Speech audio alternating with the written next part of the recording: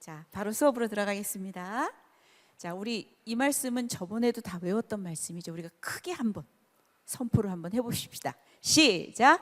오직 성령이 너희에게 임하시며 너희가 권능을 받고 예루살렘과 온 유대와 사마리아와 땅 끝까지 이르러 내 증인이 되리라 하시니라. 우리가 배우는 서신서는 사도행전에 지금 끼워가면서 읽었어요. 그죠? 사도행전의 구성이 저 말씀에 그대로 나타나요. 1에서 7장까지 예루살렘과 8장부터 온 유대 사마리아로 넘어가고 13장에는 이제 땅 끝을 향하여 복음이 퍼져갑니다. 다시 한번 하겠습니다. 시작. 오직 성령이 너희에게 임하시면 너희가 권능을 받고 예루살렘과 온 유대와 사마리아와 땅 끝까지 이르러 내 증인이 되리라 하시니라. 자, 바로 들어갑니다. 자, 우리가 D 무슨 서신이라 그랬어요? 무슨 서신? 누구에게 보낸 서신이에요? 목회자, 목회 서신이에요. 그럼 에빌골모는 무슨 서신이에요?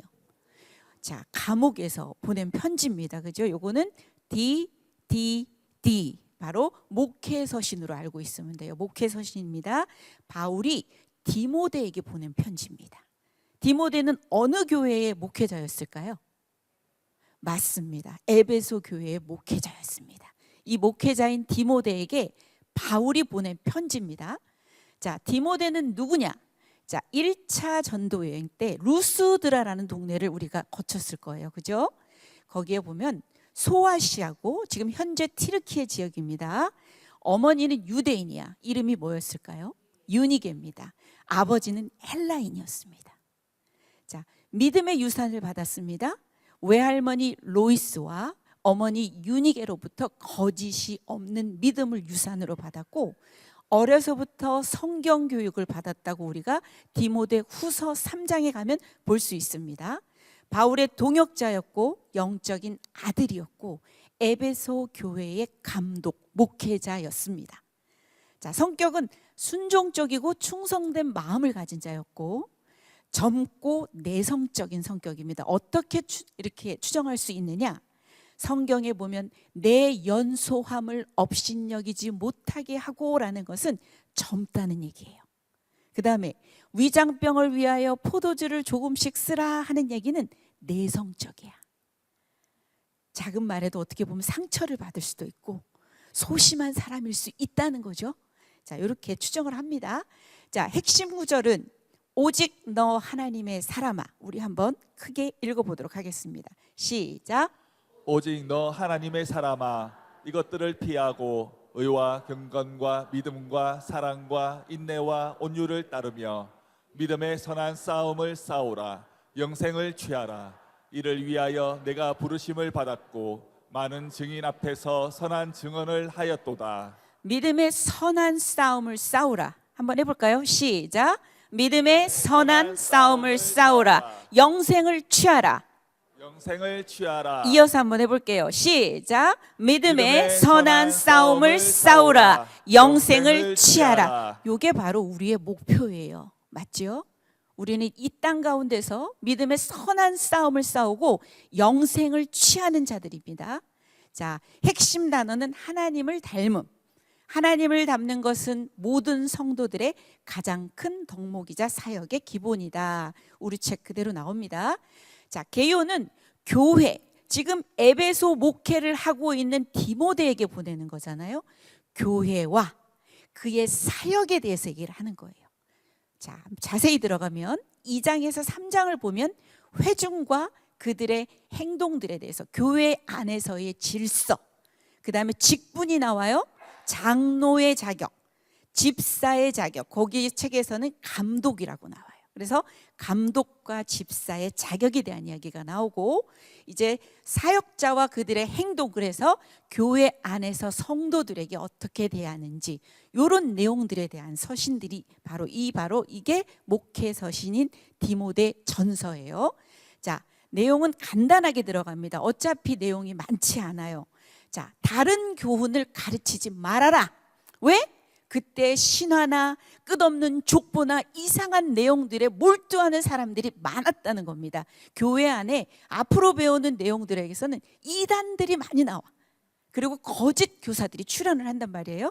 자, 우리가 한번 읽어보도록 하겠습니다. 시작. 내가 마게도냐로 갈 때에 너를 권하여 에베소에 머물라 한 것은 어떤 사람들을 명하여 다른 교훈을 가르치지 말며 신하와 끝없는 족보에 몰두하지 말게 하려 함이라. 말씀 그대로입니다. 에베소에 머물라고 하는 것은 다른 교훈을 가르치지 말라라는 겁니다. 자, 그 다음에 3장에 가게 되면 이렇게 감독과 집사의 자격이 나와요. 감독은 여러분들 한번 보세요. 장로님이에요. 또는 목회자도 돼요. 신약에서 보면 책망할 것이 없고 하나하나의 남편이 되면 그때 아마 일부 다처인 경우들도 많았나 봅니다. 그죠? 절제하며 신중하며 단정하며 나그네를 접대하여 가르치기를 잘하며 쭉 나와요. 그 다음에 나오는 게 집사들이 나오잖아요. 정중하고 한 입을 가지고 여러 말을 하지 않는데요. 술에 임박히지 않아야 된대요. 더러운 일을 탐하지 아니해야 된대요. 깨끗한 양심의 비밀, 믿음의 비밀을 가진 자야 할지니 하면서 쭉 나와요. 직분은요, 주님께서 주시는 선물이에요. 맞죠? 명예도 아니고 권력도 아니에요. 아마 그때 거짓 교사와 직분을 자기 과시로 여기는 사람들이 교회 안에 많이 존재했었나 봐요. 그래서 서열을 매기고 또 어느 직분은 어느 직분보다 더 높고 직분은 명예가 아니라는 겁니다. 기꺼이 짐을 지려는 거룩한 소망이야. 무엇을 섬기는 거죠? 교회를 섬기는 겁니다. 에베소서 4장에 가게 되면 그것도 직분에 대한 이야기가 나와요. 그 목적은 뭐냐? 성도를 온전하게 하여 봉사의 일을 하게 하며 그리스도의 몸을 세우는 겁니다. 이게 바로 직분이에요. 여러분들도 집사님들도 계시고 장로님도 계시지만 이 직분이 명예가 아니라 권력이 아니라 교회를 섬기는, 주님을 섬기는 주님께서 주시는 선물이라는 거 우리가 명심하고 그 직분들을 잘 감당했으면 좋겠습니다. 자, 믿음의 선한 싸움입니다. 다시 한번 우리가 한번 크게 한번 해볼까요? 시작. 오직 너 하나님의 사람아 믿음의 선한 싸움을 싸우라. 영생을 취하라. 이를 위하여 내가 부르심을 받았고 많은 증인 앞에서 선한 증언을 하였도다. 우리의 나아갈 방향이고 또 부탁하기를 내게 부탁한 것을 지켜달라고 디모데전서에 바울은 그렇게 기록을 했습니다. 바로 디도서로 넘어갑니다. 디도는 여기 어느 섬일까요? 그레데 섬이에요. 우리 어디서 본 적 있는데 어딜까요? 바울이 어디로 갈 때?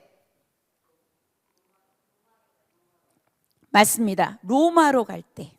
미학 얘기도 나올 거예요. 베닉스 얘기도 나올 건데 바로 그레데 섬, 크레타 섬이에요. 저기가 바로 디도의 사역지예요. 여기 특성이 디도서에 나오는데 여기 있는 사람들의 특성이 뭐냐? 게으름뱅이, 악하고 또 뭐래요? 배만 위하는 사람들이다. 엄청나게 어떻게 보면 센 사람들이에요. 디모데 안 갔죠? 누가 갔어요? 디도가 갔어요. 디도도 바울의 오른팔과 같은 사람이에요.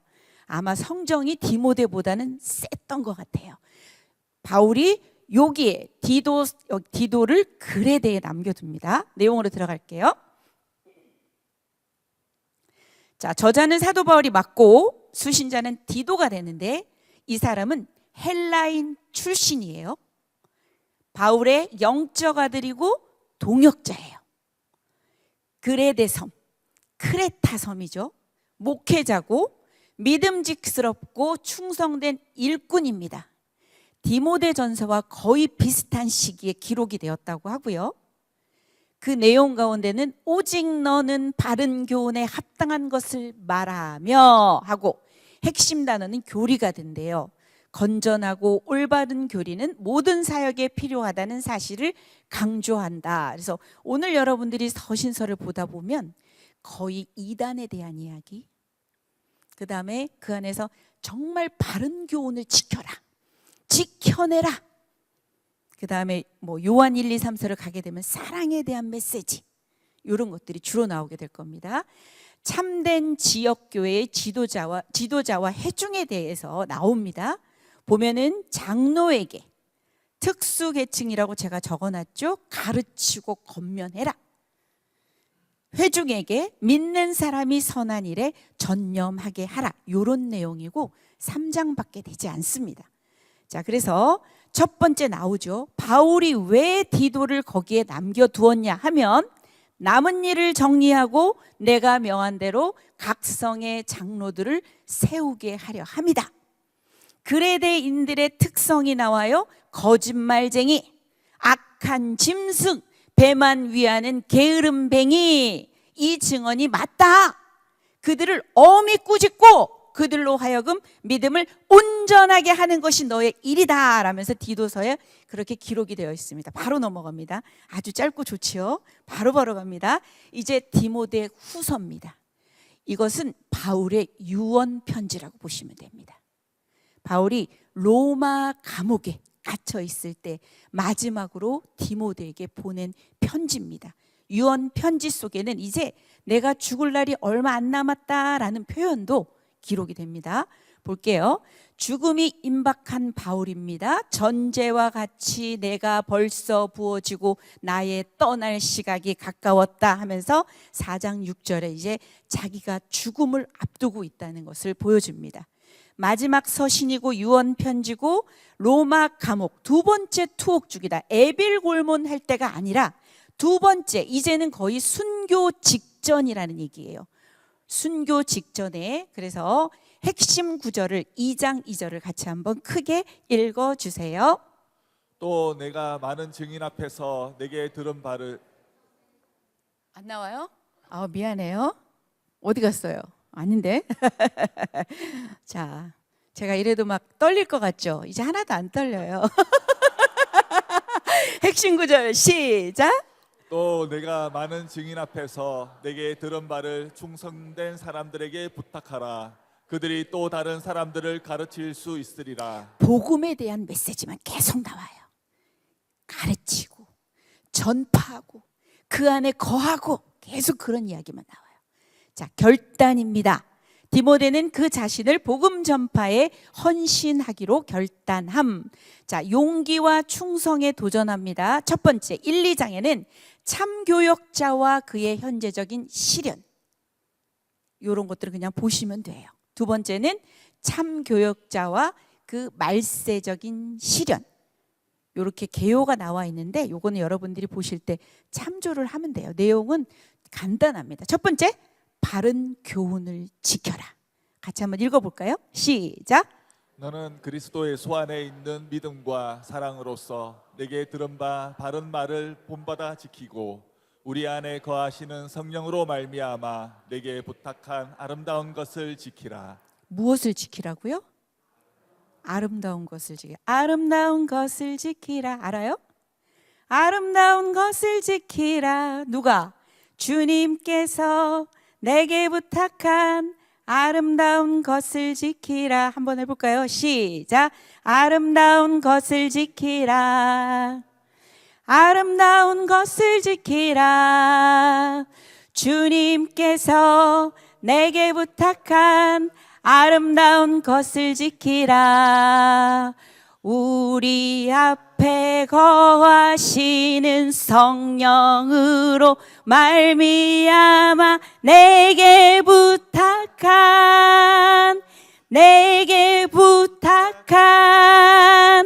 아름다운 것을 지키라. 아름다운 것을 지키라. 주님께서 내게 부탁한 아름다운 것을 지키라. 아름다운 것을 지키라고 바울은 디모데에게 부탁했어요. 그 다음에 바른 교훈을 가르치라고 나와요. 왜요? 들은 바 충성된 사람들에게 부탁하래요. 왜요? 그들이 또 다른 사람들을 가르칠 수 있는 거야. 우리에게 오기까지 이 복음이 많은 사람들에게 또 가르쳐지고 넘어온 것처럼 우리도 다음 세대에게 넘기기 위해선 또 다른 사람들을 가르칠 수 있어야 되는 거예요. 그래서 우리가 말씀을 배우는 거죠. 결국은 말씀, 성경을 제대로, 그 복음을 제대로 가르치라는 거예요.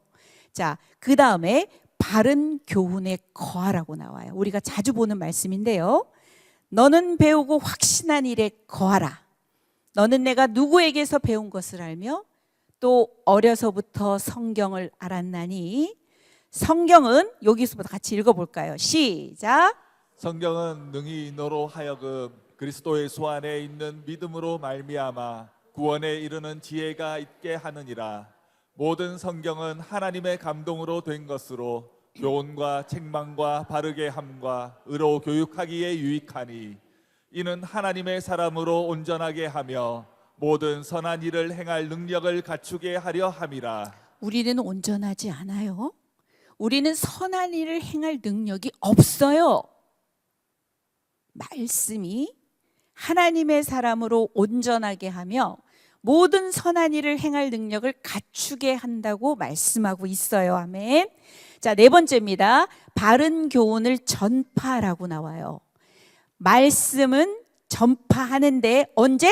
때를 얻든지 못 얻든지 항상 힘쓰래요. 앞으로 오는 세대는요, 사람들이 바른 교훈을 받지 않는데요. 귀가 가려워서 자기의 귀를 시원하게 긁어줄 그런 말씀만 찾는데요. 예를 들어 우리가 어떻게 보면 우리 입맛에 맞는 말씀을 골라서 듣는 경우도 그럴 수가 있고요. 우리 멋대로 해석하게 될 수도 있죠. 자기 사욕을 따를 스승을 많이 두고 그 길을 진리에서 돌이켜 허탄한 이야기를 따르리라. 앞으로 세대가 이렇다는 거예요. 지금 우리도 그런 세대에 살고 있어요. 디모데에게 모든 일에 신중하며 고난을 받으며 전도자의 일을 하며 내 직무를 다하라. 그래서 네 번째 바른 교훈을 전파했고, 세 번째는 뭐래요? 바른 교훈에 거해야 되며, 두 번째는 뭐래요? 바른 교훈을 가르칠 수 있어야 하고, 또 뭐래요? 첫 번째는요, 아름다운 바른 교훈을 지켜야 된다고 말해요. 이게 바로 디모데 후서의 내용이에요. 자, 바울의 마지막이 나옵니다. 우리가 이 말씀 같이 한번 읽어보도록 할게요. 시작. 전제와 같이 내가 벌써 부어지고 나의 떠날 시각이 가까웠도다. 나는 선한 싸움을 싸우고 나의 달려갈 길을 마치고 믿음을 지켰으니 이제 후로는 나를 위하여 의의 면류관이 예비되었으므로 주 곧 의로우신 재판장이 그날에 내게 주실 것이며 내게만 아니라 주의 나타나심을 사모하는 모든 자에게 도니라. 바울의 지금 처지는 로마의 지하 감옥에 갇혀서 이제는 곧 순교를 앞두고 있어요. 자기를 어떻게 보면 재판할 세상 그 지도자가 자기의 목숨은 가져갈 수 있어도 의로우신 재판장이신 그분이 내게 의의 면류관을 예비하신다고 나와요. 전제는 삶과 죽음을 하나님께 기쁨으로 부어드리는 헌신의 제사를 말해요. 자, 그래서 마지막으로 가게 되면 사사로운 부탁을 합니다. 인간 바울입니다. 로마 감옥 속에 갇혀 있는 인간 바울이 외롭습니다. 디모데에게 오라고 요청을 합니다. 얘기를 합니다. 데마 있잖아. 데마는 세상을 사랑해서 데살로니가로 갔다. 데살로니가 기억나요? 어딘지? 2차 전도 여행 때 갔던 곳 기억나요? 자, 디도는 달마디아로 갔다. 두기고는 에베소로 보냈다. 에베소도 생각나요? 자, 누가만 현재 나와 함께 있다. 네가 올 때 마가를 좀 데려와 줄래? 그가 내 일에 유익하다. 전에 1차 여행 때 바나바와 심하게 마가 때문에 싸웠지만 어느덧 시간이 흘러가면서 관계가 회복이 되었고 이제 마가는 나의 일에 유익하다. 드로와 가보의 집에 둔 겉옷을 가져와라. 너무 춥다. 너무 힘들다. 추워. 책은 특별히 가죽 종이에 쓴 것을 가져오라. 아마도 성경이었을 거다 라고 얘기를 해요. 자, 그래서 마지막에 나오는 게 이 찬양이 거기에 나오는 거잖아요. 선한 싸움 다 싸우고 의의 멸류관 받았으리라. 선한 싸움 다 싸우고 의의 멸류관 예루살렘 성에서 무엇을 받는다고요? 멸류관 받으리. 저 요단강 건너 우리 싸움 마치는 날 의의 멸류관 예루살렘 성에서. 아마 바울의 마음이 찬양이 될 것 같아요. 맞죠? 자, 베드로전서로 들어갑니다. 자, 베드로전서. 저자는 여러분 잘 알다시피 사도 베드로입니다. 예수님의 수제자고 초대 교회의 지도자입니다. 소아시아 지역, 지금의 튀르키예 지역에 흩어져 있는 유대인, 이방 그리스도인들, 고난과 박해 가운데 있는 성도들입니다. 이 시기는 정확하지는 않지만 어떻게 보면 이때는 로마의 누구? 네로, 검은 고양이 네로. 네로가 지금 다스리는 시대예요. 자, 웃겼어요? 그래서 초기일 수도 있고, 네로 집권의 초기일 수도 있고, 그 아마 박해의 그 직전일 수도 있고 초기일 수도 있다라는 그런 가정들이 나오더라고요. 그럼에도 불구하고 그 전부터 기독교인들은 정서적으로도 사회적으로도 박해를 받고 있었어요. 왜? 로마는 누구를 숭배해요? 황제를 숭배하는 거잖아요. 그리스도인들은 그리스도만을 주라고 고백하잖아요. 로마의 황제를 주라고 고백해야 되는데 그렇지 않으니까 또 조합이라는 곳이 있어요. 길드라는 곳에서도 제대로 이 사람들이 대접을 받지 못해요. 사회적으로도 정서적으로도 아마 박해가 많이 있었을 겁니다. 고난 가운데 있습니다. 믿음과 소망에 대한 이야기가 나오고, 우리 비록 고난을 받는 사람들이지만 현재 우리 위치는 이러하지만 너는 택한 족속이요 왕 같은 제사장이며 하는 우리의 정체성이 2장에 기록이 됩니다.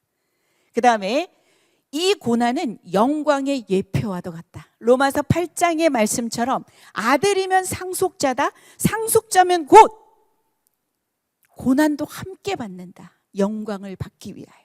그죠? 영광을 본받는 삶. 그리고 우리는 거주자가 아닌 이 땅에 잠시 거하는 거류자인데 이 땅에서의 삶은 어떠해야 하는가? 이런 것들이 바로 베드로 전서의 내용이에요. 핵심 구절 한번 읽어볼까요? 시작. 오히려 너희가 그리스도의 고난에 참여하는 것으로 즐거워하라. 이는 그의 영광을 나타내실 때에 너희로 즐거워하고 기뻐하게 하심이라. 고난에 참여하는 것을 즐거워하라고는 해요. 그분이 왜? 영광된 우리의 앞날이 있으니까요. 핵심 단어는 소망입니다. 우리의 소망 대신 그리스도. 환난 중에 있는 성도들에게 소망의 길을 제시합니다. 그래서 개요는 그리스도, 시련 중에 있는 우리의 소망이요 모범이 되십니다. 살아있는 소망 대신 그리스도, 이 땅에서의 순례자의 삶이란 심한 핍박을 이기는 길은 어떤 게 있을까? 이런 내용들이 주로 들어갑니다. 고난 가운데서의 소망, 예수님. 요거 한번 읽어볼까요? 시작. 그러므로 너희가 이제 여러 가지 시험으로 말미암아 잠깐 근심하게 되지 않을 수 없으나 오히려 크게 기뻐하는 도다. 너희 믿음의 확실함은 불로 연단하여도 없어질 금보다 더 귀하여 예수 그리스도께서 나타나실 때에 칭찬과 영광과 존귀를 얻게 할 것이니라. 네, 이렇다는 내용이에요. 고난에 대한 내용이 나오죠. 그러나 소망 대신 예수님이 계십니다. 우리의 비록 위치는 그러하나 너희는 어떤 사람들이래요? 택하신 족속이다. 또 어떤 사람이에요? 왕 같은 제사장들이다. 또 어떻다고요? 거룩한 나라요. 또 어떻다고요? 그의 소유된 백성이니. 이는 함께 시작. 이는 너희를 어두운 데서 불러내어 그의 기이한 빛에 들어가게 하신 이에 아름다운 덕을 선포하게 하려 하심이라. 이게 우리의 정체성이라는 거예요. 비록 세상이 알아주지 못하고 핍박과 환난 가운데 있지만 나는 택한 족속이요 왕 같은 제사장이며 거룩한 나라 하나님의 소유된 백성. 이게 바로 우리의 정체성이라는 거예요. 정체성을 바로 알고 우리가 고난 중에 있지만 인내할 수 있다는 거죠. 우리가 이렇게 살아갈 때 우리는 근신하고 깨어야 된다고 나와요. 읽어볼까요? 시작. 근신하라 깨어라 너희 대적 마귀가 우는 사자같이 두루 다니며 삼킬 자를 찾나니 너희는 믿음을 굳건하게 하며 그를 대적하라. 이는 세상에 있는 너희 형제들도 동일한 고난을 당하는 줄을 알미라. 순간 우리가 정신을 놓으면 우는 사자같이 두루담기며 삼킬 자를 찾는 마귀의 괴계나 그런 꼬임에 넘어갈 수가 있다는 거예요. 우리에게 뭐라고 말해요? 대적하라. 말씀으로 대적하라. 자, 유다서로 넘어갑니다. 빠르죠? 자, 엄청 빨라서 좋죠? 자, 내용들은 여러분들이 너무 세세하게 들어가면 정말 지루해요. 간단하게 딱 포인트만 잡고 넘어가는 거예요. 베드로 전서에서 그래서 뭐냐면 외우기 쉽게 고난의 고, 소망의 소, 영광의 영, 고소영. 베드로 전서 고소영. 잘 들어갔죠? 머릿속에. 자, 유다서로 넘어갑니다. 유다는 예수님의 형제입니다. 자, 야고보의 형제입니다. 처음에는 예수님을 하나님의 아들로 믿지 않았습니다. 형으로만 알았겠죠. 그런데 유다서에서는 이제 자신을 예수 그리스도의 종으로 소개를 합니다. 수신자는 하나님 아버지 안에서 사랑을 얻고 예수 그리스도를 위하여 지키심을 받는 자들이라고 성경을 읽다 보면 여러분들이 보십니다. 아까도 말했죠. 거짓 교사들이 많이 출현을 합니다. 이단들이 가만히 들어오는 겁니다. 사람 몇이 있다고 나오죠. 유다서는 뭐냐면 끝까지 싸워라 이거예요. 힘써 싸워라. 심판의 확실성 강조 나와요. 자, 그래서 내용은 이렇게 하고 핵심 구절 한번 읽어볼까요? 시작. 사랑하는 자들아 우리가 일반으로 받은 구원에 관하여 내가 너희에게 편지하려는 생각이 간절하던 차에 성도에게 단번에 주신 믿음의 도를 위하여 힘써 싸우라는 편지로 너희를 권하여야 할 필요를 느꼈노니. 힘써 싸우라예요. 그래서 투쟁 나오네요. 투쟁 나오죠? 그리스도인은 어떤 사람들이다? 영적 싸움을 싸우는 용사들이다. 복음의 진리를 지키기 위해서는 어떻게 해야 된다? 끊임없는 투쟁을 계속 해야 된다라고 나오는 겁니다. 자, 끝까지 믿음을 지키라고 얘기 나옵니다. 그래서 사랑하는 자들아 같이 한번 읽어보겠습니다. 시작. 사랑하는 자들아 너희는 너희의 지극히 거룩한 믿음 위에 자신을 세우며 성령으로 기도하며 하나님의 사랑 안에서 자신을 지키며 영생에 이르도록 우리 주 예수 그리스도의 긍휼을 기다리라. 유다서 짧아요. 몇 장까지 있을까요? 몇 장? 1장밖에 없어요. 1장이에요. 1장. 아주 짧아요.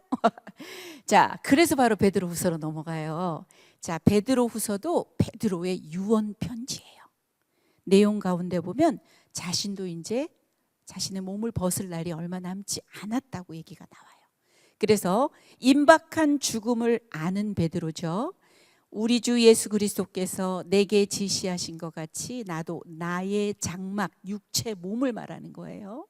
벗어날 것이 임박한 줄을 알미라. 자, 베드로의 유언 편지라고 생각하면 돼요. 핵심 구절 한번 읽어볼까요? 시작.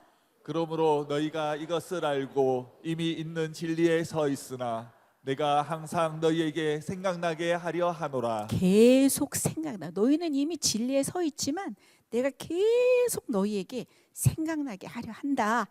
핵심 단어는 재림입니다. 거짓 가르침들이 막 들어오는 거야. 야, 첫 창조부터 생긴 이거 안 없어지잖아. 막 이러면서 거짓 가르침들에 대한 것, 재림에 대한 잘못된 것들이 막 있어요. 진리에 굳게 서라는 것이 이 서신의 요지고 예수님이 영광 중에 재림할 것이기 때문이다라고 이렇게 나옵니다. 참 진리와 참 지식이에요.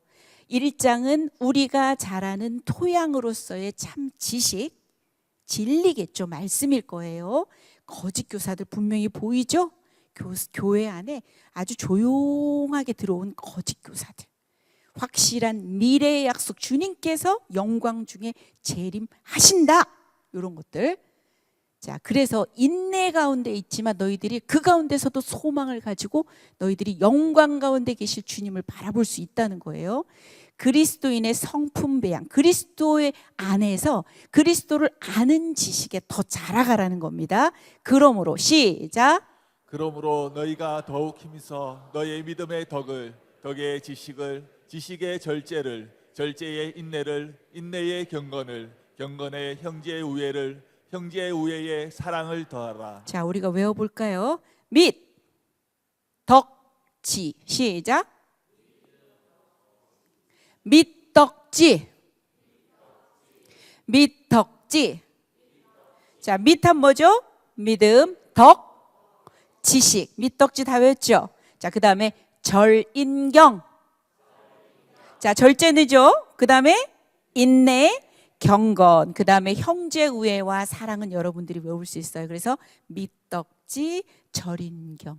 우리 한번 가볼까요? 믿음의 덕의 지식을, 밑덕지. 그 다음에 지식의 절제를, 절제의 인내를, 인내의 경건을, 절인경.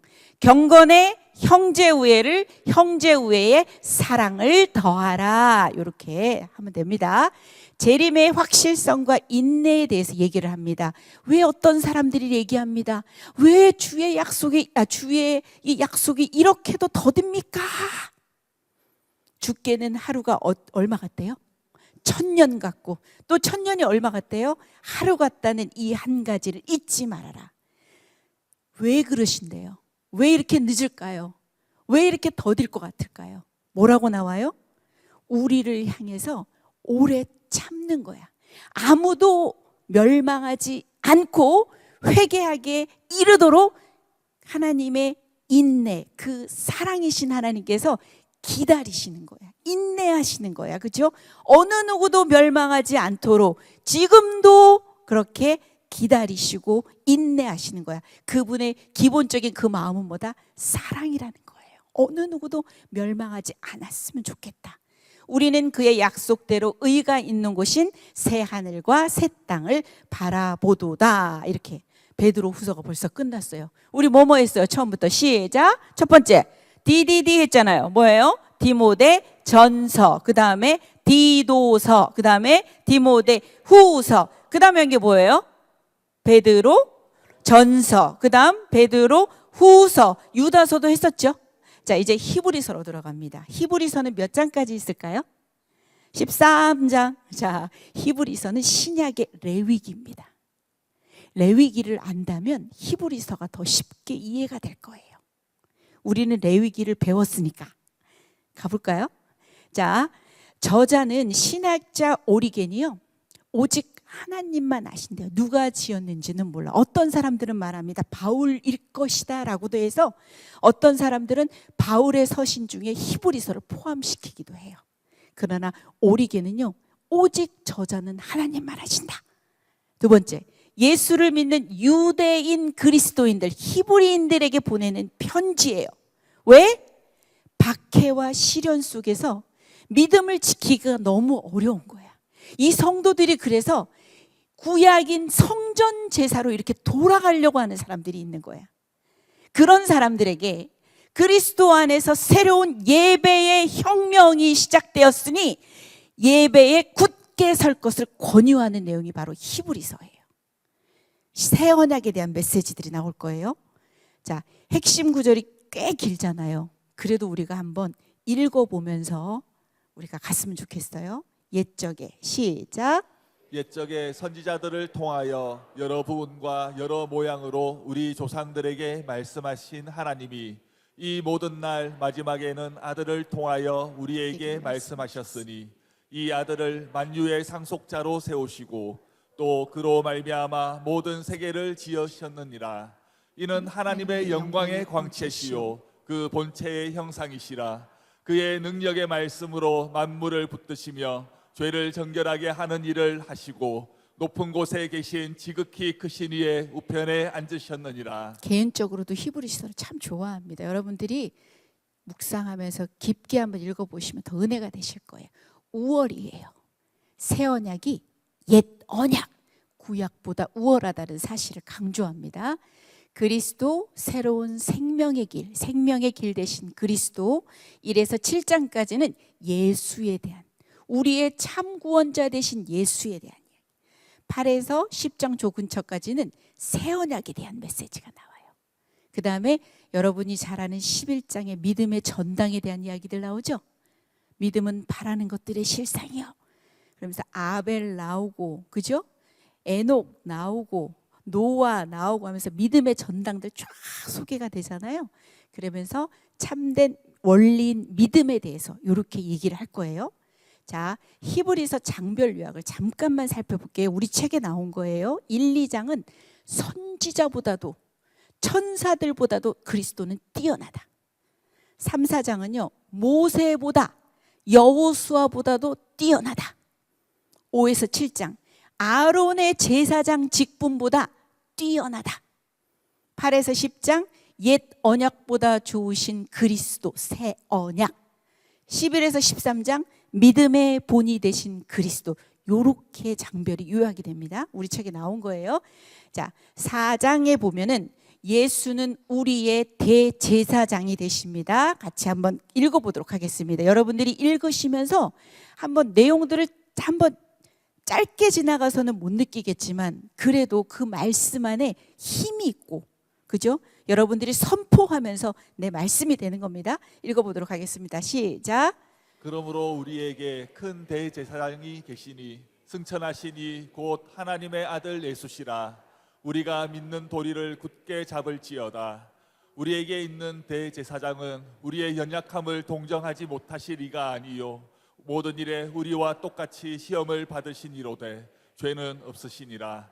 그러므로 우리는 긍휼하심을 받고 때를 따라 돕는 은혜를 얻기 위하여 은혜의 보좌 앞에 담대히 나아갈 것이니라. 15절 말씀을 보세요. 그는 우리의 연약함을 모르실 분이 아니에요. 제가 지난번에도 말씀했지만 말구유에 오신 분이에요. 가장 비천한 자의 마음과 상황과 모든 것들을 아시고 그분은 또한 하나님의 아들이세요. 높은 자들 또한 모든 것들을 아시는 분이고 우리의 연약함을 알지 못하시는 그런 분이 아니라는 거죠. 똑같이 시험을 받으셨지만 죄는 없다. 우리의 할 일은 뭐다? 시험되고 연약하고 힘이 들지만 우리가 때를 따라 돕는 은혜를 얻기 위하여 은혜의 보좌 앞에 우리가 계속 담대하게 나아가는 그 훈련이 필요한 겁니다. 맞죠? 우리가 어떻게 하든 은혜의 자리에 나아가고 그 은혜를 얻기 위하여 우리가 애를 써야 된다는 거죠. 그죠? 자, 새 언약의 중보자 예수에 대한 이야기가 나오네요. 12절 한번 읽어보도록 하겠습니다. 시작. 염소와 송아지의 피로 하지 아니하고 오직 자기의 피로 영원한 속죄를 이루사 단번에 성소에 들어가셨느니라. 염소와 송아지의 피로는 언제 했던 겁니까? 구약의 제사입니다. 여러분 레위기에서 다 배웠잖아요. 그죠? 근데 이제 신약은 달라집니다. 새 언약은 달라집니다. 자, 보세요. 대제사장이 지성소에 들어가는 게 몇 번이에요? 1년에. 그렇다면 유효 기간도 1년밖에 안 되겠네요. 그죠? 근데 우리 주님은 아닙니다. 이제는 동물의 피가 아니라 우리 주님의 피, 그리스도의 보혈로 인해서 속죄가 영원하게 되는 겁니다. 영원하게. 그분은 참 인간이시기도 하셨지만 그분은 하나님의 아들이시고 다른 대제사장처럼 또 죽으면 또 다른 대제사장을 세울 필요가 없는 영원한 대제사장. 그리고 한 번으로 완전히 성소에 들어감으로 모든 것을 깔끔하게 완성시키신 예배의 혁명에 대한 이야기가 나오는 겁니다. 우리가 그런 예배의 혁명 시대에 살고 있는 거예요. 한 번이 아니라 무조건 이제는 모든 영원한 속죄라는 거예요. 계속이 아니라 영원한 속죄, 단번에 성소에 들어갔느니라. 예배 혁명에 대한 이야기가 나오는 거예요. 그래서 손으로 지은 성소 하면서 여러분들이 히브리서 읽다 보면은 구약의 제사와 신약이 넘어가면서 그런 이야기들이 아마 비교가 되면서 나올 거예요. 읽어보시면 될 것 같아요. 그래서 믿음은 11장 1절 크게 한번 선포합시다. 시작. 믿음은 바라는 것들의 실상이요 보이지 않는 것들의 증거니. 선진들은 믿음으로 이렇게 인정을 받았다는 겁니다. 그러면서 나오는 내용들이 있죠. 믿음으로 첫 번째 누가 나올 것 같아요? 아벨이 하나님께 드리는 제사에 대한 이야기가 나오고, 두 번째는 에녹이 나와요. 죽음을 보지 않고 하나님 나라에 올라간 사람. 또 누가 나올까요? 노아.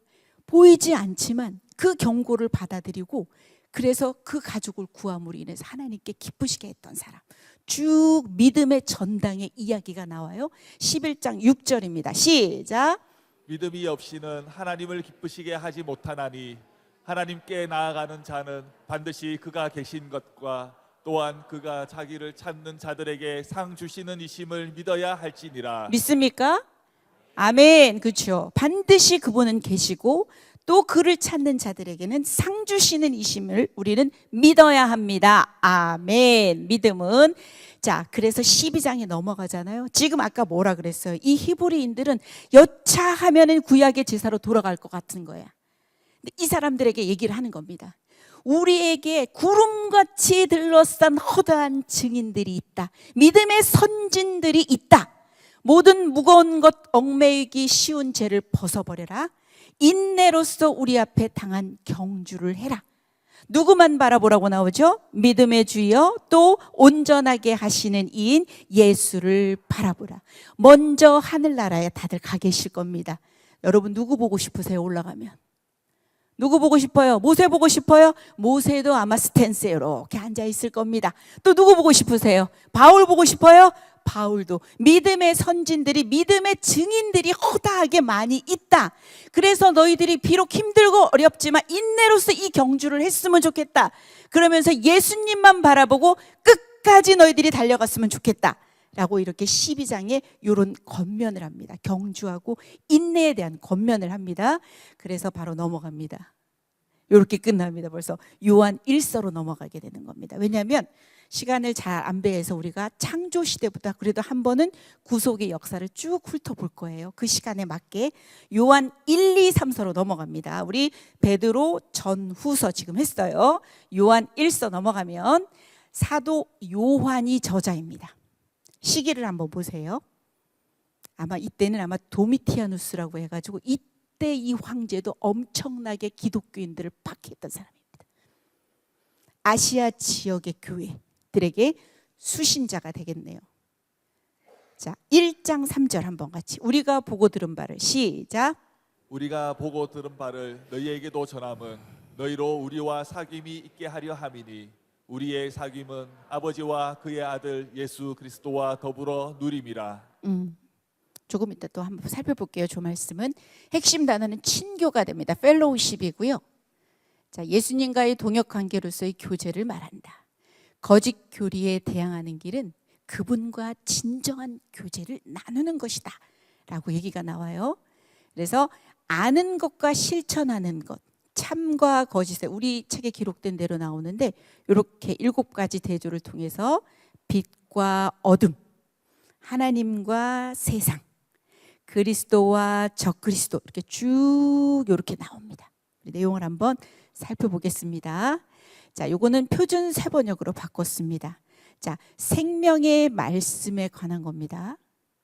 이 생명의 말씀은 태초부터 계신 것이요, 우리가 들은 것이요, 우리가 눈으로 본 것이요, 우리가 손으로 만져보니. 왜 이렇게 썼을 것 같아요?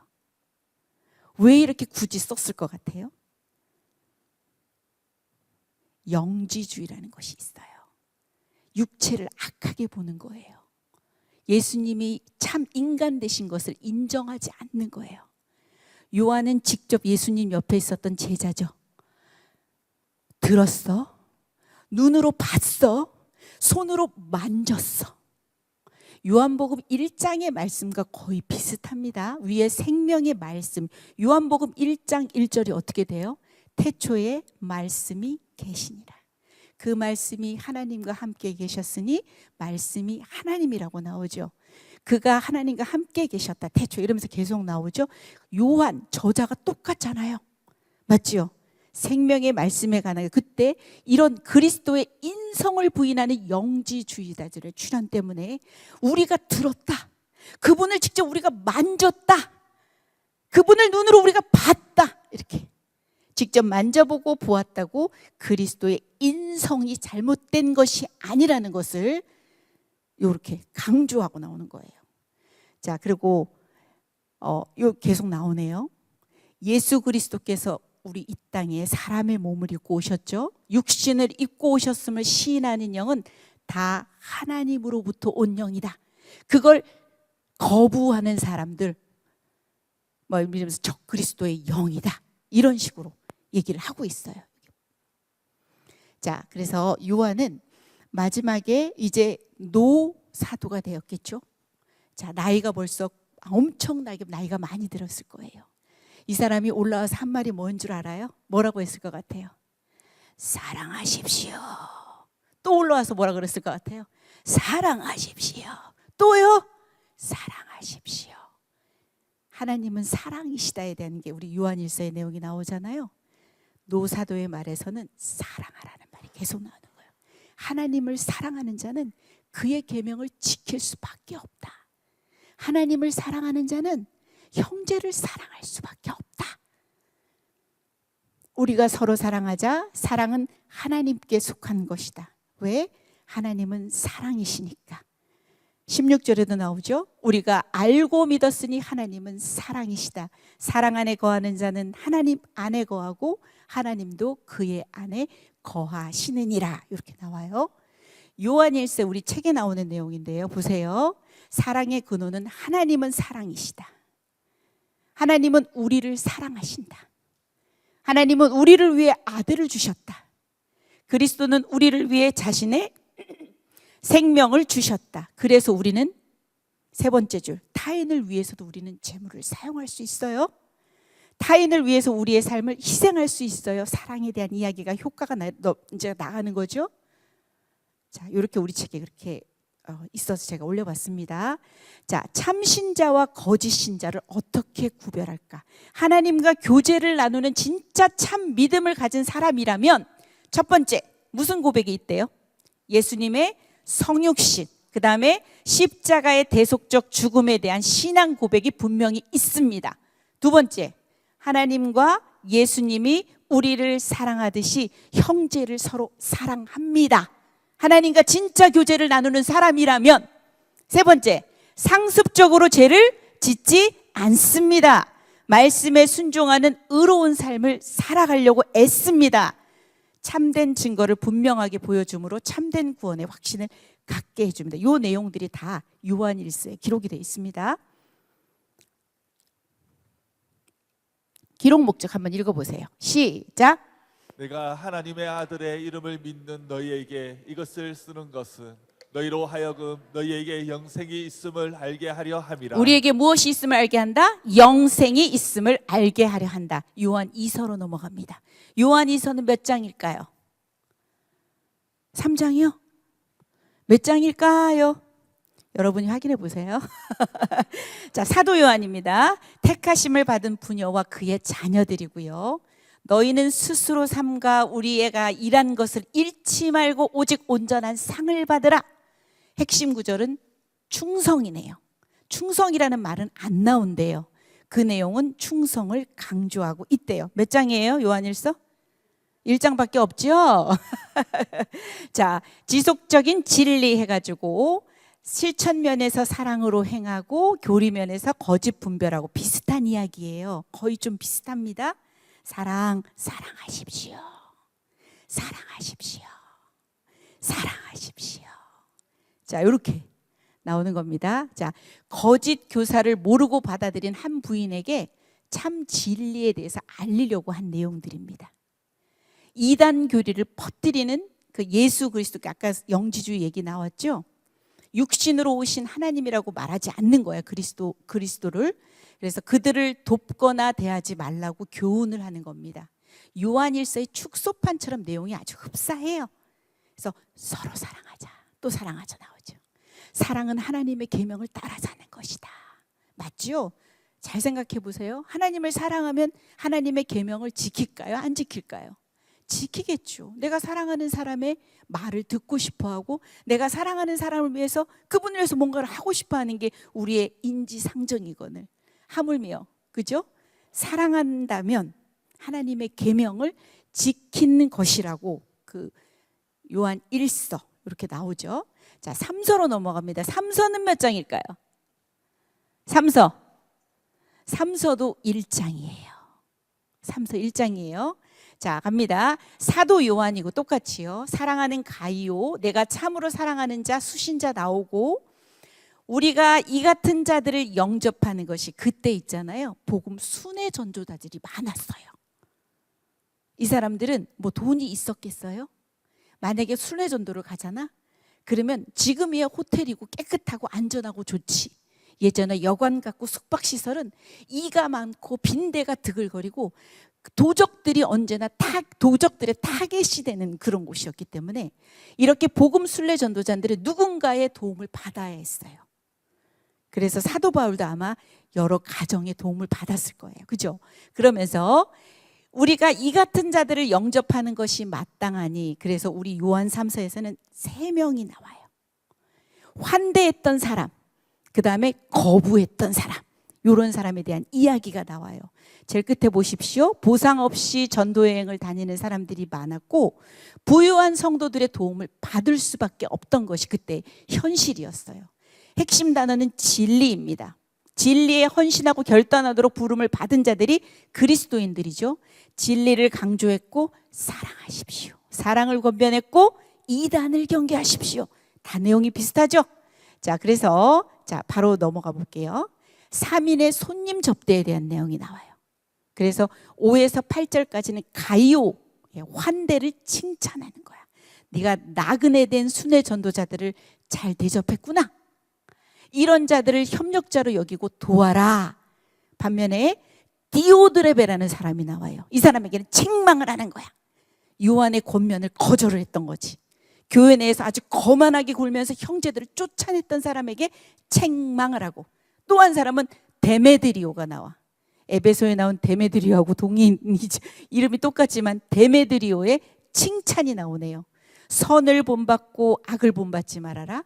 데메드리오는 모든 사람에게 칭찬을 받는 자들. 이렇게 3인의 손님 접대, 환대에 대한 이야기가 요한 3서에 그렇게 기록이 됩니다. 자, 벌써 다 왔어요. 우리 마지막 책이 뭐가 나올 것 같아요, 이제? 요한계시록입니다. 자, 이때까지 어때요? 내용이 뭐 좀 짧긴 했지만 그래도 머릿속에 좀 들어와요? 여러분들이 또 읽으시면서 또 이해를 하게 되면 그때 그 사람이 무슨 얘기를 했구나라는 생각이 또 조금씩 날 거예요. 이제 우리는 창세기를 배웠다면 우리 마지막은 뭐다? 요한계시록입니다. 감동입니다. 감동입니다. 여러분, 요한계시록 속에서 창세기의 내용이 어떻게 성취가 되는 것을 보면은 여러분들은 감동일 거예요. 한번 볼까요? 자, 요한계시록으로 넘어갑니다. 자, 요한계시록의 2장부터는 7교회에 보낸 편지가 있잖아요. 그죠? 저거 외워둡니다. 에서보드 사빌라. 시작. 다 외웠어요? 시작. 에서보드 사빌라. 다 외웠어요? 다시 한번 시작. 에서보드 사빌라. 저 좀 따라가 보세요. 에서보드 사빌라. 다 외웠죠? 그리고 요거 벌써 설교로 다 들었어요. 맞죠? 뭐라고요? 에서보드 사빌라 7교회예요. 그 다음에 저 밑에 반모섬은 누가 유배가 됐던 곳일까요? 요한이 유배가 됐던 곳입니다. 자, 우리가 요 배경으로 갑니다. 자, 요한계시록입니다. 반모섬이라는 곳에 유배되어 있었던 곳이죠. 한 95년경 아주 박해가 심했던 그 시기, 핵심 구절 같이 1장 7절 시작. 볼지어다 그가 구름을 타고 오시리라. 각 사람의 눈이 그를 보겠고 그를 찌든 자들도 볼 것이요 땅에 있는 모든 족속이 그로 말미암아 애곡하리니 그러하리라. 아멘. 자, 밑에 세상 나라가 노란색 한번 읽어볼까요? 시작. 세상 나라가 우리 주와 그의 그리스도의 나라가 되어 그가 세세토록 왕노릇 하시리로다. 우리의 결과예요. 우리의 결과. 맞죠? 우리는 세세토록 왕노릇할 사람들인 거예요. 그죠? 자, 핵심 단어는 예언입니다. 첫 번째도 예언으로 해서 끝에도 예언의 책이라고 스스로 밝힙니다. 신약에 있는 유일한 예언서 한 권 요한계시록. 기록 목적은요, 보세요. 교회로 대표된 초대교회 교인들이 아주 극악한 박해 그런 상황에 직면해 있어요. 그 사람들에게 새 하늘과 새 땅에 대한 소망을 품고 이 박해를 견디도록 함에 있었던 거야. 그럼 이 책의 성격은 무슨 책이 된다? 위로의 책이고 소망의 책이라는 거야. 믿지 않는 자들에게는 무서워 심판의 책이겠지만 우리에게는 뭐다? 위로의 책이고 소망의 책이라는 겁니다. 왜냐? 여러분들 한번 예를 들어 볼게요. 우리가 월드컵 때 이탈리아와 4강 경기 기억나요? 우리가 본방을 봐요. 생방을 보면 얼마나 심장이 쫄깃거리고 그냥 가슴이 두근거리고 막 그래요. 여러분들이 근데 리플레이 재방을 볼 때는 어때요? 편안한 마음으로 살잖아요. 우리 얼마나 좋아요? 이 계시를 하나님께서 다 열어서 보여주셨는데 너희들의 결과가 이렇게 될 거라는 걸 다 아는데 우리의 처지가 비록 지금 힘들고 이 땅을 살아가는 게 이 땅에 발을 딛고 사는 게 힘들지만 너희들의 결과가 분명히 이렇게 나타나 있는데 너희들은 우리에게 소망과 위로를 주는 책이라는 거예요. 이걸 제대로 안다면 우리가 힘듦 속에서도 소망을 가지고 위로 가운데 살아갈 수 있는 거예요. 우리의 결과를 분명히 여러분들은 아셔야 돼요. 그래야 우리가 이 땅에서도 힘있게 살아갈 수가 있고 지금 살고 있는 이 땅의 삶이 얼마나 숭고한지도 우리가 그 삶을 살아갈 수가 있는 거예요. 주요 내용은 뭐냐면 인간의 역사에 대한 하나님의 계획을 요약합니다. 이제 사탄도 패망하고 마지막 새하늘과 새 땅의 이야기로 22장으로 끝을 냅니다. 첫 창조에서 창세기 얘기를 하는 거겠죠. 시작된 일이 궁극적으로 새 창조에서 완성되는 것을 보여주는 것이 바로 요한계시록의 내용이에요. 우리가 상징적이라서 알지 못하는 것들은 많을 수 있어요. 하지만 분명한 것은 우리에게 위로와 소망의 책이고 너희들의 결과는 분명히 너희들이 그리스도와 함께 왕노릇한다고 나와 있어요. 우리의 그것이 결말이에요. 분명한 결말을 여러분들이 놓치시면 안 돼요. 계시록의 특징은요, 상징이 많습니다. 그래서 어렵습니다. 그렇지만 우리 책에 나온 거 숫자의 상징들도 있어요. 예를 들어 1은 하나님, 2는 인간의 수, 3은 하늘의 수, 4는 땅의 수 쭉 보이죠? 2번 세계 상징도 나온다. 흰색은 정결과 죄가 없는 거 또는 승리, 붉은색은 죽음과 악, 전쟁과 사탄을 의미한다. 동물에 대한 이야기도 나옵니다. 양은 예수님, 용은 사탄, 짐승은 불신의 왕들. 자연환경에 대해서도 이렇게 상징하는 것들이 많다고 합니다. 우리 책에서는 중간적인 입장입니다. 종교개혁자 칼뱅은요, 공부하면 안 된다라고 했대요. 계시록의 주석을 의도적으로 이 사람은 집필하지 않았어요.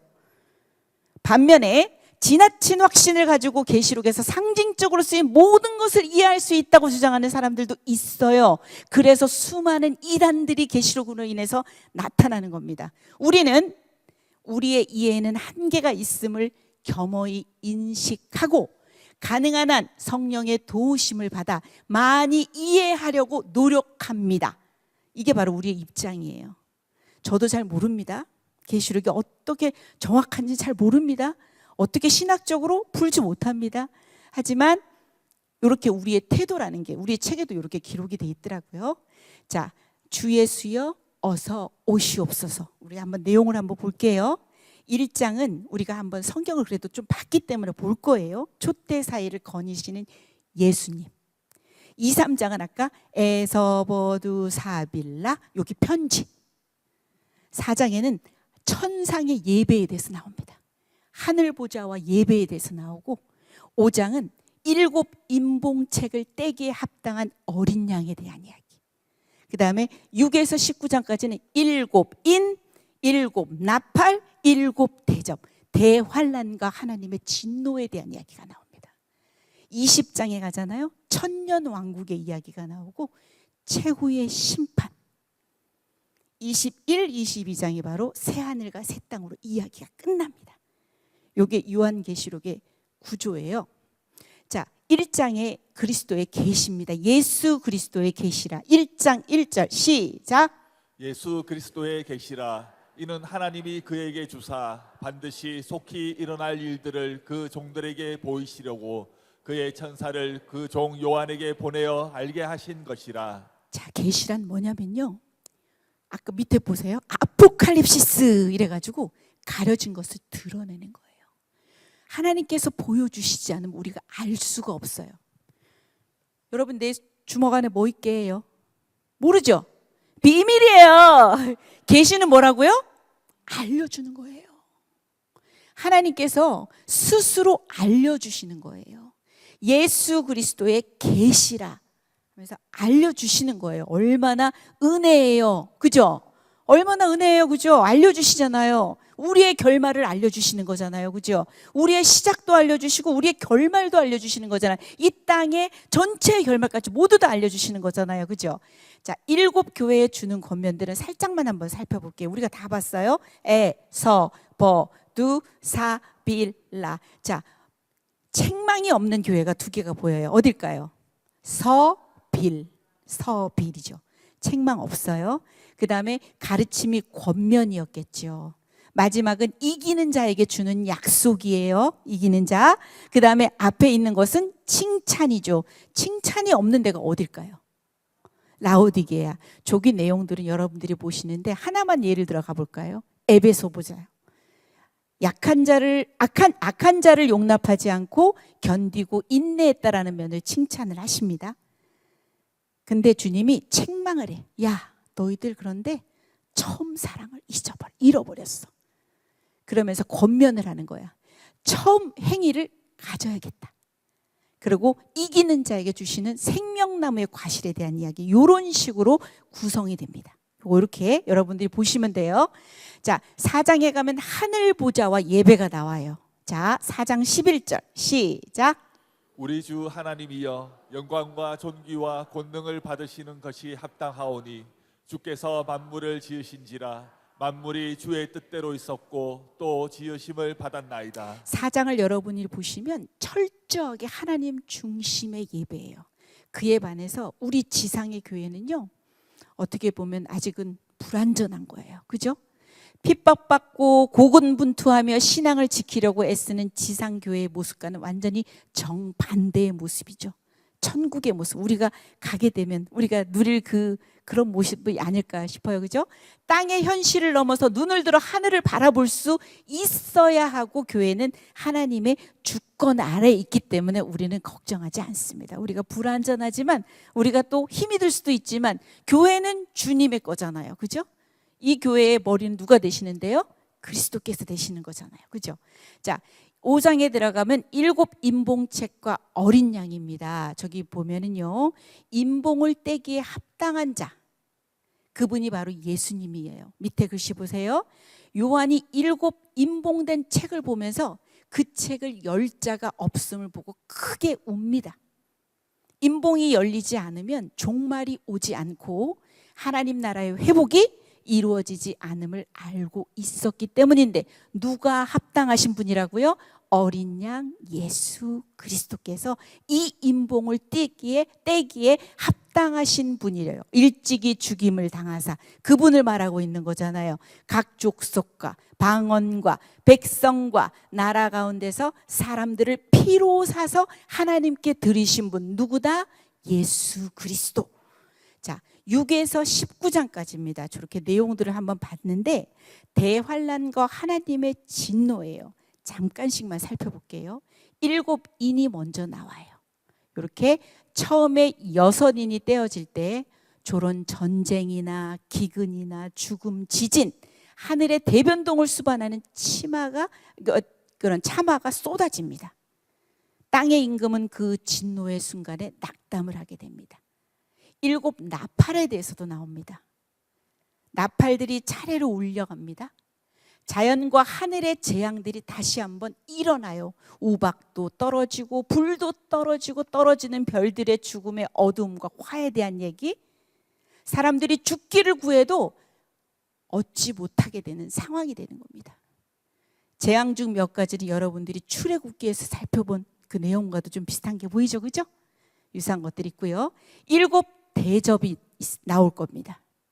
14만 4천 명이 하나님의 보좌 앞에서 새 노래를 부르며 두 번째로 요한의 환상 가운데 나타나고요. 천사들이 하나님의 심판이 이르렀다는 소식을 알리죠.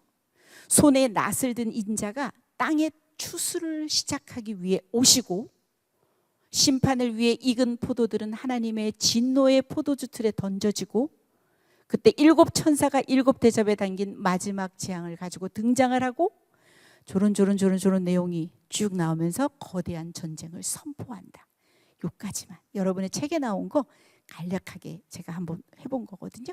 7인 나팔 대접 6에서 19장을 그냥 크게 뭉뚱그려서 보시면 될 것 같아요. 자, 7 심판의 사이클 중에 중간중간에 삽입된 내용들이 있는데요. 10장에는 천사와 작은 책, 11장에는 두 증인에 대한 이야기, 12장에는 여자와 용에 대한 거, 13장에 짐승 2마리, 14장에 14만 4천 명이 부르는 노래.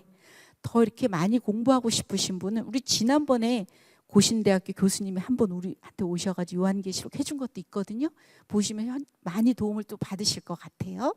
자, 17, 18장으로 가게 되면 누가 이제 멸망을 하게 된다고요?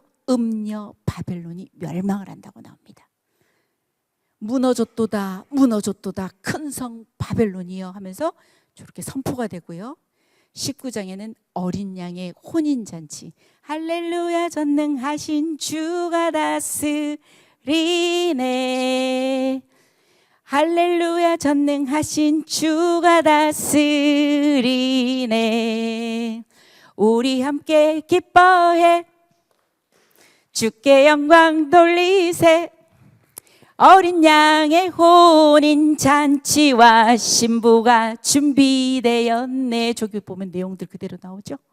이렇게 우리가 찬양 속에서 우리가 볼 수 있는 거예요. 19장에 어린 양의 혼인 잔치 나오고요. 20장에 천년 왕국과 최후의 심판에 대한 내용이 나와요. 천년 왕국은 저기 밑에 보면 천년 동안 그리스도와 더불어 왕노릇하리라. 제일 밑에 보세요. 천년 왕국에 대한 견해는 다 달라서요. 누가 맞고 틀리다고 말할 수가 없어요. 요 의견을 따르는 사람도 있고요. 요 의견을 따르는 사람들도 있고 C 의견을 따르는 사람들도 있어요. 대표적인 게 전천년설, 후천년설, 그 다음에 무천년설. 간략하게 말하면 천년 전을 천년 전에다 갖다 놓는 거예요. 천년 왕국 전에 예수님이 재림하신다. 후를 천년 후에다 넣는 거예요. 천년 왕국 후에 예수님이 재림하신다. 무천년은 문자로 보지 않고 상징적으로 보는 거예요. 거기까지만. 저는 잘은 모릅니다. 여러분들이 책을 보면 그 견해들이 다 소개가 돼 있어요. 자세하게 여러분들이 보시면서 공부하시면 될 것 같고, 천년 왕국에 대한 이야기와 그 밑에는 사단의 최종 패망에 대한 이야기가 나옵니다. 사단은 영원한 불못에 던져진다. 아멘. 아멘입니다. 그죠? 예수 그리스도의 십자가 부활의 사건으로 이미 등뼈는 부러졌으나 아직 남은 손과 발에 있는 작은 힘이나 이런 것들로 활동하고 있으나 이때는 영원한 불못의 사탄이 최종적으로 패망해서 들어가게 된다는 겁니다. 이게 사탄의 결말이에요. 그죠? 그래서 3번 크고 흰 보좌 심판, 여러분들이 백보좌 심판이라고도 얘기를 하는데, 모두가 우리는 하나님의 심판대 앞에 서게 됩니다. 하지만 우리는 심판을 받는다 안 받는다? 안 받는다. 누가 미리 받으셨어? 예수 그리스도께서. 우리는 받지 않습니다. 생명책에 기록되지 않은 자는 불못에 던져진다. 둘째 사망이라고도 나오는데 그 이야기가 기록됩니다. 그래서 20장에 요거 한번 읽어볼까요? 시작. 또 내가 크고 흰 보좌와 그 위에 앉으신 이를 보니 땅과 하늘이 그 앞에서 피하여 간데 없더라. 또 내가 보니 죽은 자들이 큰 자나 작은 자나 그 보좌 앞에 서 있는데 책들이 펴 있고 또 다른 책이 펴졌으니 곧 생명책이라. 죽은 자들이 자기 행위를 따라 책들에 기록된 대로 심판을 받으니. 이렇게 나온다는 겁니다. 자, 창세기와 요한계시록을 한번 볼게요. 여러분 보세요. 태초에 하나님이 천지를 창조하시니라. 여러분은 요한계시록 한번 읽어주세요. 시작. 이렇게 완성이 됩니다. 두 번째, 어두움을 밤이라 칭하시니라. 거기는 밤이 없음이라. 내가 먹는 날에는 정령 죽으리라.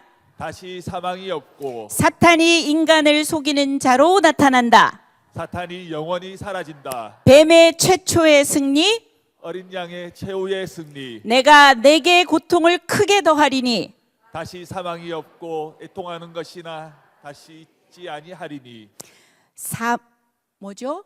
땅은 너로 인하여 저주를 받고 다시 저주가 없으며 아담 안에서 생명나무로 나아가는 길을 잃는다. 그리스도 안에서 생명나무로 나아가는 길이 회복된다. 그들은 하나님의 임재로부터 추방된다. 그의 얼굴을 볼 터이요. 요렇게 다 예언이 성취가 되는 겁니다. 아멘? 아멘입니다. 여러분들이 정말 깊어질수록 성경에 대한 지식과 복음에 대한 깊이와 이 내용들이 깊어질수록 이게 얼마나 대단한 내용들이라는 것을 여러분들이 저도 마찬가지로 같이 더 느껴갔으면 좋겠어요. 새하늘과 새 땅이 21장, 22장에 소개가 됩니다. 하나님 나라의 완전한 회복입니다. 그렇죠? 창세기가 시작이라면 계시록은 뭐다? 완성에 관한 책입니다. 종말은 창조를 완성합니다. 창조는 종말을 전망합니다. 구속 역사가 완성이 됩니다. 우리 첫 번째 뭐라 그랬어요? 제가 성경 신학적 관점 서론에서 1번을 배울 때 뭐랬죠? 인간 구원과 에덴의 회복에 이르는 종말론적 구속의 역사를 1번의 관점으로 공부를 했단 말이에요. 구속 역사를 완성하신 거야. 여러분들이 창조 시대 때부터 온 것을 하나님께서 그 역사를 완성하셨던 것이고 에덴이 회복이 되었다는 겁니다. 더 이상 타락이 죄가 없는 새로운 창세기. 역사의 종말은 심판에 있는 것이 아니라 뭐에 있다? 하나님 나라의 회복에 있는 것입니다. 이렇게. 자, 새하늘과 새 땅이고. 자, 내용이 길지만 한번 볼까요? 1절에 보십시오. 내가 새하늘과 새 땅을 보니 처음 하늘과 처음 땅이 없어졌고 바다도 다시 있지 않더라. 두 번째 줄에 노란색 글씨 뭐 보여요? 거룩한 성 새 예루살렘이 보이죠. 신부가 남편을 위하여 단장한 것 같더라. 3절의 노란 글씨 한번 읽어볼까요? 시작. 보라, 하나님의 장막이 사람들과 함께 있음에 하나님이 그들과 함께 계시리니 그들은 하나님의 백성이 되고 하나님은 친히 그들과 함께 계셔서. 이 말씀이 여러분들이 구약을 배웠지만 끊임없이 여러분들이 들었던 말씀이에요. 하나님께서 계속하신 말씀이야. 나는 너만 보는데 너는 나만 봐주면 안 되겠니? 나는 너의 하나님이 되고 싶고 너는 나의 백성이 되었으면 좋겠어. 끊임없이 이제까지 달려온 말씀입니다. 이제는 우리가 하나님을 눈으로 본다는 겁니다. 우리가 예수님을 눈으로 본다는 겁니다. 그죠? 그러면서 하나님의 백성이 되고 하나님은 친히 그들과 함께 계신다고 요한계시록에 이렇게 기록이 되어 있고요. 자, 4절도 한번 보십시오. 자, 여러분 눈물 많죠? 우리 죽을 수밖에 없는 사람들이죠. 그죠? 우리 슬플 때 꼭 해야 되겠죠. 그죠? 아픈 것도 많아요. 우리 교회만 해도 지금 환우들이 얼마나 많습니까? 그죠? 내가 겪고 싶지 않은 환난, 내가 겪고 싶지 않은 고통, 그 속에 있을 수밖에 없어요. 그러나 우리에게 소망이 있으면 4절을 한번 읽어볼까요? 시작. 모든 눈물을 그 눈에서 닦아주시니 다시는 사망이 없고 애통하는 것이나 곡하는 것이나 아픈 것이 다시 있지 아니하리니 처음 것들이 다 지나갔음이로라. 아멘. 아멘입니다. 진짜 우리가 이 말씀을 보면 우리가 가게 될, 우리가 맡게 될 새하늘과 새 땅에서의 우리의 결말은 너무나도 멋진 겁니다. 그죠? 우리가 비록 볼 수는 없지만 우리가 주님께서 계시로 우리에게 알려주신 거잖아요. 그죠? 우리가 믿음으로 선포하고 그렇게 살아내는 거죠.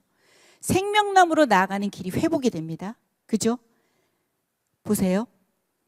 아까도 우리 표에서 봤잖아요. 창세기 때는 생명나무로 나가는 길을 막으셨단 말이야. 그죠? 그러나 여기 말씀에서는 뭐라고 한다고요? 길 가운데로 흐르고 강좌우에 생명나무가 있어 12가지 열매를 맺되 달마다 그 열매를 맺고 그 나무 잎사귀들은 만골치료하게 있더라.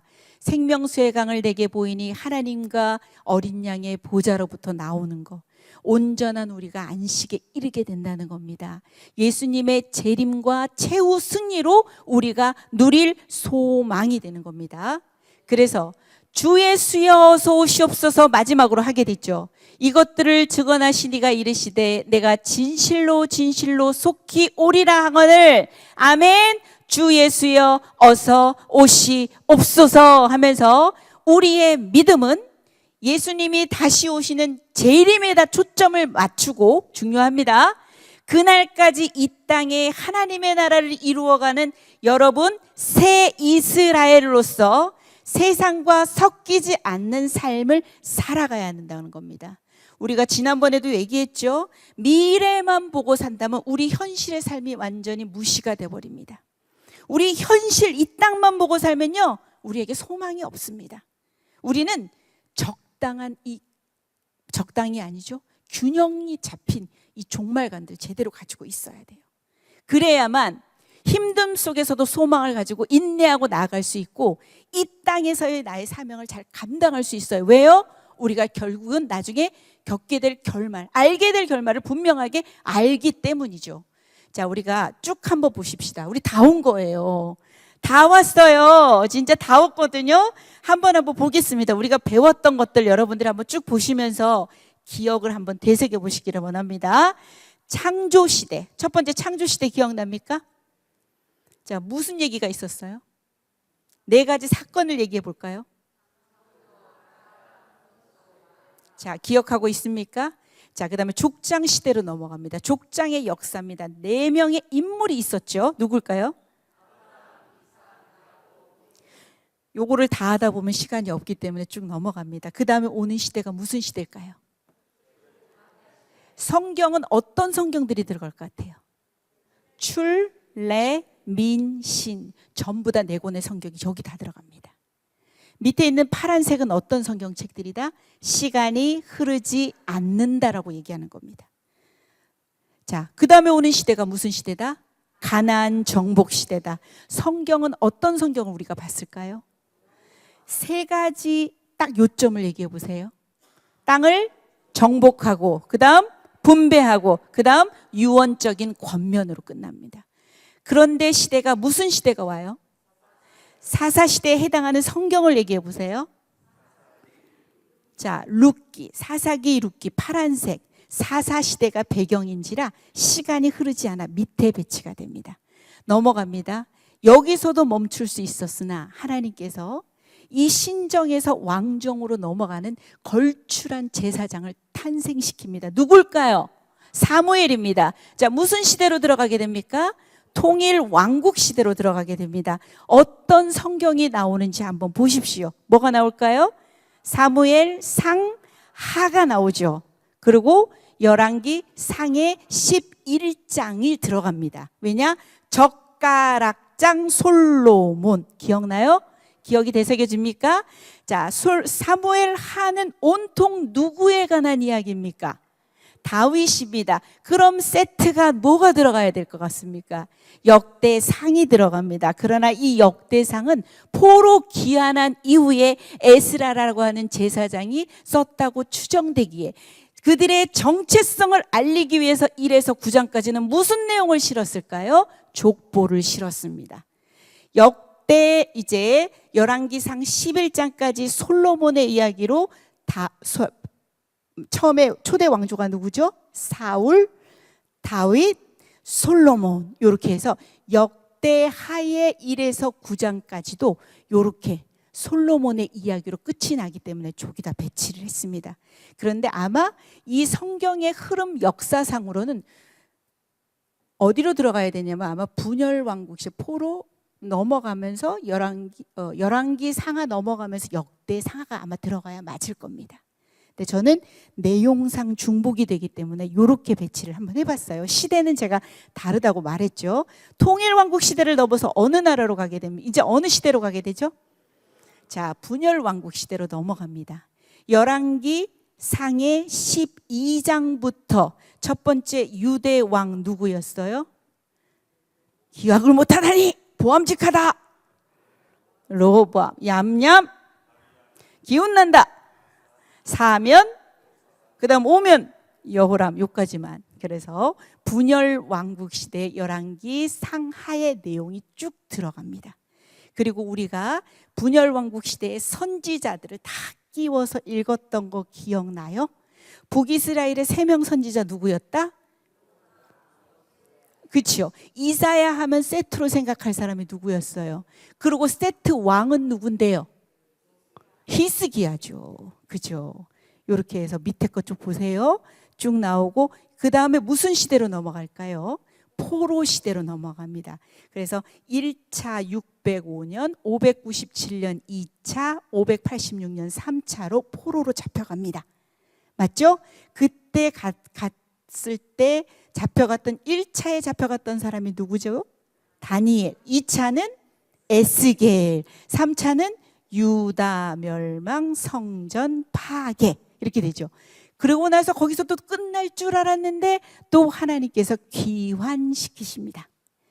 어떤 성경책들이 눈에 보여요? 에스라, 그 다음에 느헤미야. 성전이 건축을 해야 되는데 중단이 되었어요. 이때 돕겠다고 나온 사람 누구예요? 학계. 어떻게 들어와요? 쓱 가려. 자, 밑에 보이죠? 그리고 이 2차 귀환전에 페르시아 땅에서 죽으면 죽으리다. 누굴까요? 에스더 여왕이 있었어요. 그러고 나서 그때 불임절에 대한 이야기가 있었죠. 2차로 에스라가 귀환을 하고 3차로 누가?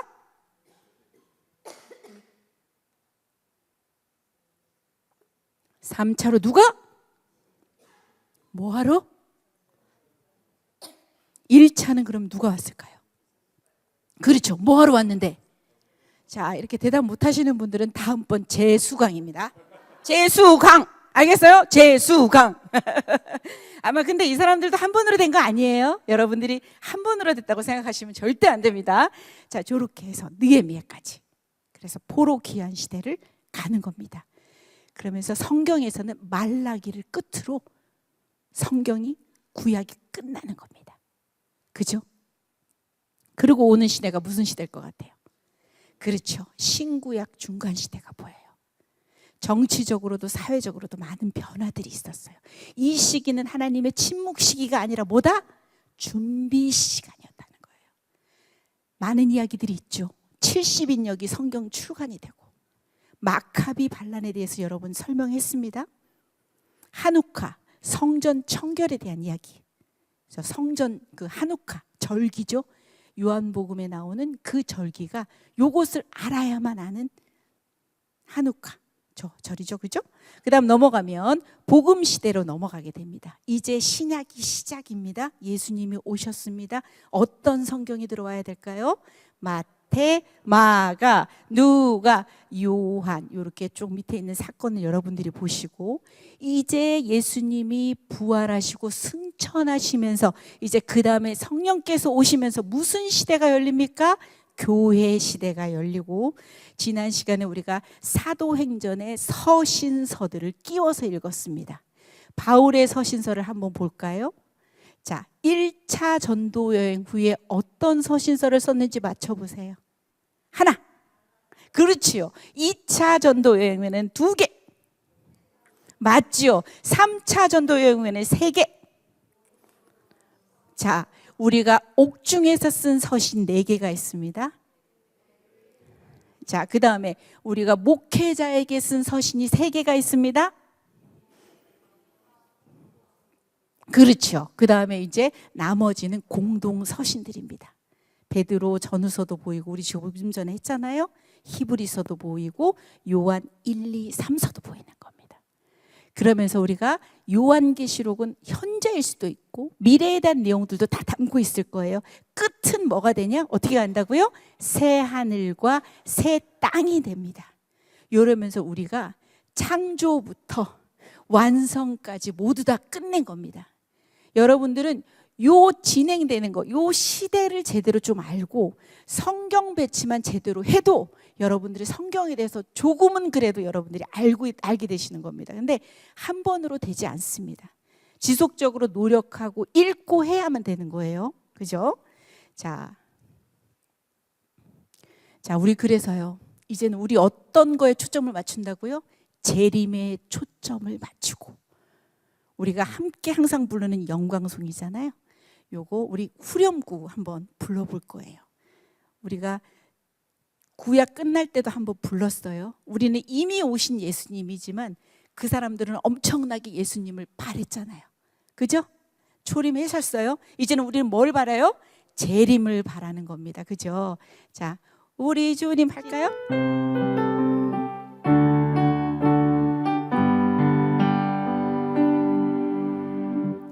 우리 주님 다시 오실 길을 만들자. 십자가를 들고 땅끝까지 우린 가리라. 우리 주님 하늘 영광 온 땅 덮을 때 우리 땅끝에서 주를 맞으리. 마라나타 마라나타. 아멘. 주 예수여, 아멘. 주 예수여 오시옵소서. 마라나타 마라나타. 아멘. 주 예수여 오시옵소서. 다시 한번 할게요. 우리 주님 다시 오실 길을 만들자. 십자가를 들고 땅끝까지 우린 가리라. 우리 주님 하늘 영광 온 땅 덮을 때 우린 땅끝에서 주님을 맞을 것입니다. 아멘. 주님 오시옵소서. 마라나타. 아멘. 주 예수여 오시옵소서. 마라나타 마라나타. 아멘. 주 예수여 오시옵소서. 우리의 소망은 이제 아멘 주 예수여 오시옵소서예요. 우리가 식상적으로 부르는 게 아니라 정말 주님 다시 오시옵소서. 아멘. 우리 그래서 창세기에서 계시록까지 전부 마쳤습니다. 박수 한번 주시죠. 자, 보세요. 우리는 지금까지 31번 관점이에요. 인간을 구원하셔서 어떻게 에덴의 회복에 이르게 하시는지 그 종말론적 구속의 역사를 오늘까지 공부했어요. 대장정의 길을 마쳤어요. 물론 이렇게 66권의 책을 15주에, 우리 한 주 당겨서 15주에 마쳤거든요. 그렇지만 아주 감격입니다. 그런데 이제 여러분 다 끝난 게 아니에요. 이제부터 뭐라고요? 시작이에요. 많은 사람들이 성경을 그냥 덮어놓고 극기훈련식으로 읽으려고 해요. 성경은 그렇지 않아요. 덮어놓고 극기훈련으로 읽는 거 아니라 그 속 안에 있는 하나님의 계획, 하나님의 마음을 알아서 읽는 성경. 그래서 더 읽고 싶어지는 성경. 그것을 거기서 끝내지 않고 관점 2, 하나님 나라의 삶을 내 삶에서 살아내는 것, 가슴으로 여기고 살아내는 그 말씀. 에베소서에 있는 말씀처럼 그 말씀을 아는 일과 믿는 일에 하나가 되어서 그리스도의 장성한 분량까지 이르기까지 자라나는 여러분들이 되시기를 진심으로 축복합니다. 네, 성경 다 읽으실 거죠? 진짜 한 1학기 17주, 2학기 16주, 33주 정말 최선을 다했습니다. 정말 최선을 다했습니다. 아니, 물론 이거는 제가 받는 박수는 아니고요. 하나님께 영광을 돌려요. 왜냐? 진짜 인간적으로 진짜 나약하고 몰라요. 진짜 아는 것도 없고 부족해요. 하지만 하나님이 여기를 세우셔서 33번의 그 시간들을 달려가게 하셨어요. 때로는 목이 나오지 않을 때도 있었고 소리가, 때로는 또 진통제를 먹어야 했을 때도 있었어요. 하지만 뭐 제가 그것을 뭔가를 얘기하는 건 아니고, 그럼에도 불구하고 이렇게 말씀을 읽고자 우리가 이렇게 열정적으로 또 모여서 여러분들이 또 조장님들을 통해서 또 함께 읽어내시고, 또 이 말씀이 한 번 읽으니까 더 읽고 싶죠. 그렇지 않아요? 아마 이거는 우리가 죽을 때까지 가야 되는 여정이에요. 안타까운 사연은 뭐냐면 많은 크리스찬들이 말씀도 제대로 한번 읽어보지도 않고 죽는다는 사실이에요. 그렇지만 우리 함교는 여기에 훈련이 된 사람들이었으면 좋겠어요. 아까도 지난번에 얘기했죠. 스테반 집사님이 아주 설교 길게 해서 돌아가셨잖아요. 그죠? 우리도 그 정도는 할 줄 알아야 된다는 거죠. 인간을 구원해서 어떻게 에덴의 회복에 이르게 하시는지 정말로 저 구속의 역사를 우리가 술술술 풀어낼 줄 알아야 된다는 거죠. 우리의 시작은 뭐고 우리의 결말이 뭔지도 분명하게 알아야 된다는 거죠. 우리의 인생이 어떻게 시작이 되었고 우리의 결말은 뭐가 될지도 분명하게 알아야 된다는 거죠. 아는 사람, 결말을 아는 사람의 삶은 동요하지 않습니다. 동요할 수는 있겠죠. 그죠? 그래서 우리가 이제는 끝은 났지만 여기를 시작점으로 삼아서 2번도 읽어내고 3번도 읽어내고 4번도 읽어내고 자기 나이 수만큼 읽어내십시오. 아멘. 자, 오늘 수업 마치도록 하겠습니다. 감사합니다.